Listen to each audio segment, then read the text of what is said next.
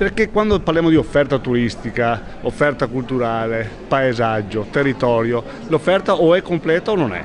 E allora dal bando delle piste ciclabili appena uscito dalla regione, 32 milioni di euro per le piste ciclabili nuove sul nuovo paesaggio, dalla Grande Guerra che è una straordinaria offerta innovativa, cioè nel senso recuperare ciò che c'è e che delle volte non sfruttiamo, e quindi 4 anni di iniziative proprio forti sul territorio, e allora anche il turismo religioso. E allora partiamo da un dato semplicissimo, parlavo l'altro giorno col priore di Monteverico, 5 milioni di turisti che fanno mordi e fuggi, cioè Vicenza non li sente.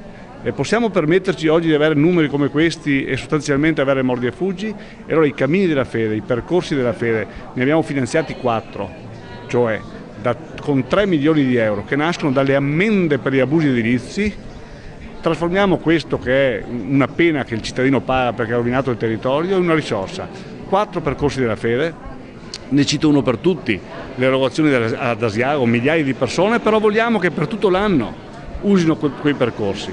Quindi turismo, fede, cultura, paesaggio, territorio, ecco, è un mix straordinario che solo il Veneto può offrire. Tocca a noi che facciamo politica far sì che questo diventi economia.